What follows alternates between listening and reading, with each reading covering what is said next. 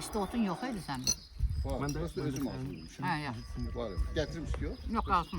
İstiyorsanız da gətirim valla. Mən stol çox yeyirəm, heç zaman qalsın. Ay, əziyyət etmə.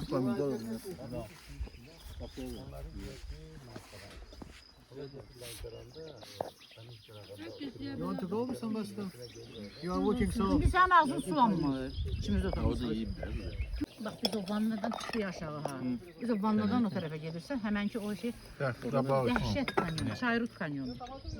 Deyib o Cavan müəllim orada bizi aparır. Hoş gelmişsiniz, nuş olsun. Sağ ol. Bax, siz bura birinci dəfədir gəlmişsiniz. Müşabə xanımı bütün bu kənd yox, bütün bu rayon tanıyır. Ham onun videolarına baxır, ham maraqla onu izləyir, izləyir sözün doğrusu. Ah, valla, çox belə hamı onun videolarına dəhşət baxır.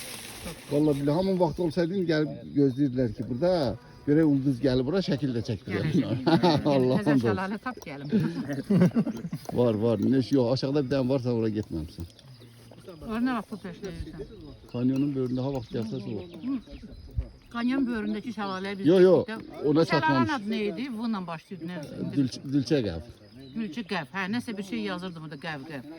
Yox, qəv nəsə idisə. Yəni dolçanın ağzı deməkdir də o. Hə, dolca qəv. Qulaq asın. Necə deyirdi ki? Necə ki dəyirman daşı fırlanır, hesab elə pərli bir şey alət olub, dəyirman daşı kimi bir aləti fırladıb. O alətdə iri ağaclar kəsib aparıblar ora. Orada xəmir yoğurmağa taslar var, tabaq. Biz talışlar dedik tabaq. Bax elə bir şeylər düzəldiblər, iri.